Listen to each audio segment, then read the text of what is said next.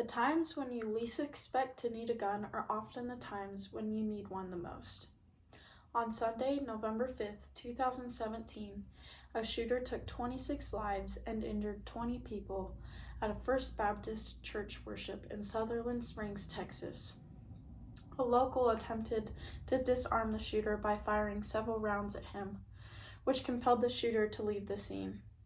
One member of the congregation, Leslie Ward, said, "I would never think this would happen here in a small community," according to an article titled "Soul Searching After Texas Shooting" by Christian Century.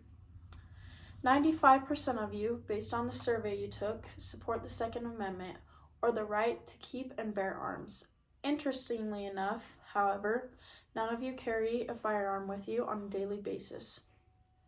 My dad has carried a concealed gun since I was young, and he continues to today. There have been instances in his life where he has felt more secure because he carried a gun, and there have also been times where I've had peace of mind knowing that my dad was carrying. My goal is to convince you that the chances of you or a bystander being lethally harmed by an attacker will be decreased if you know how to use a gun, when to use it, and if you make the choice to carry one. Carrying a concealed gun is useless if you don't know how to use it. Using a handgun can be intimidating, which is why consistent practice is key. On a scale from 1 to 5, with 1 being experienced and 1 being inexperienced and 5 being very experienced, the average comfortability of this class when handling, loading, and firing a handgun was a 3. The responsibility and potential to harm that comes with operating a handgun can be daunting, but if you regularly practice handling it, you will become more comfortable. According to an article titled 10 Ways to Improve at the Shooting Range by Dev Team, if you practice with the same gun every time, the action of using it will become, quote, second nature.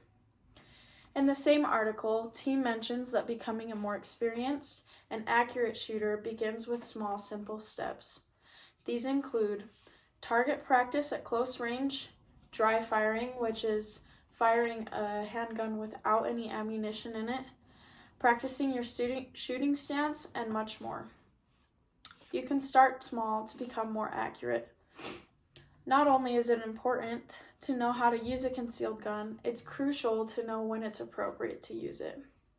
Another aspect of carrying a gun that makes people reluctant is knowing when they are justified to use it.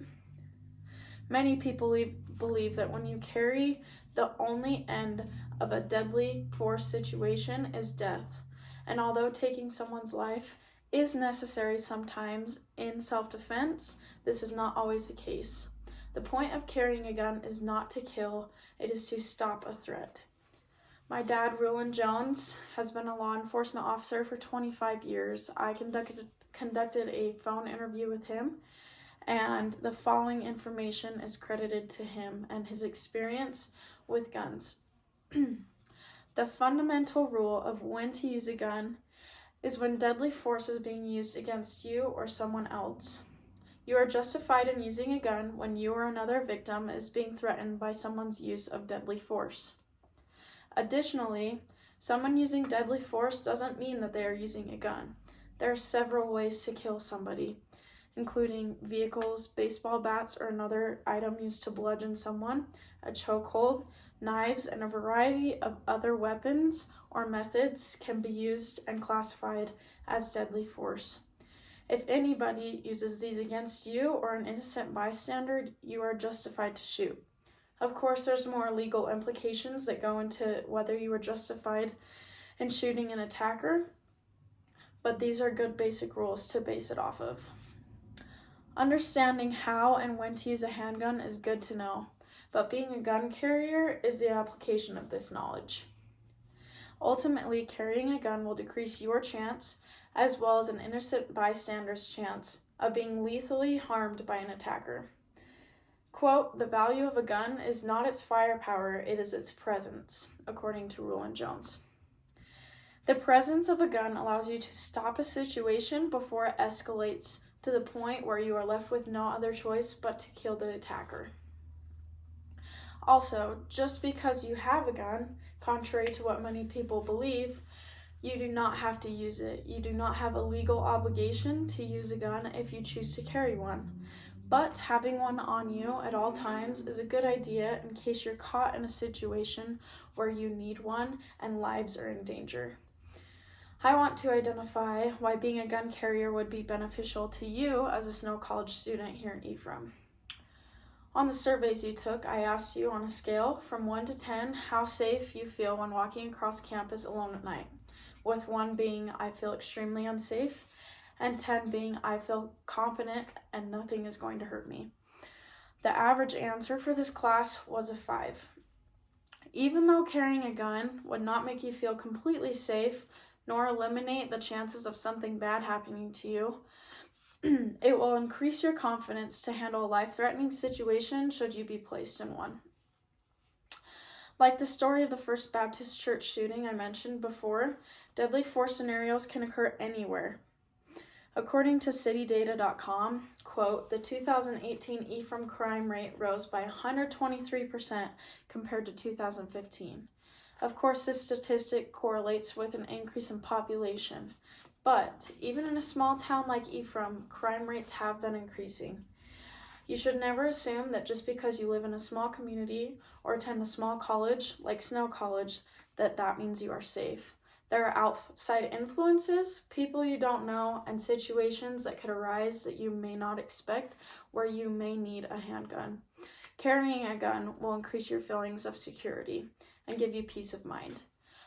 There are other unpredictable scenarios where you may wish that you had a gun, so it's better to be safe than sorry and have one on you anyways. In closing, I hope I've convinced you that knowing how and when to use a gun, as well as carrying one on a daily basis, will decrease the chance of not only you, but others being lethally harmed by an attacker. There are relatively short, simple classes you can take to become a gun carrier. They're inexpensive, informative, and they have very well-rounded implications to real life, whether you choose to carry or not. So I encourage you to attend one of these courses to become licensed and then decide if you want to become a concealed carrier. The choice is up to you, but I wish for everybody in this classroom as well as this campus to feel safe. And I know that being a gun carrier myself increases my sense of security and gives me peace of mind. And I hope that all of you will think about making the decision to become a gun carrier, because I want you to experience the same peace of mind that I do by carrying.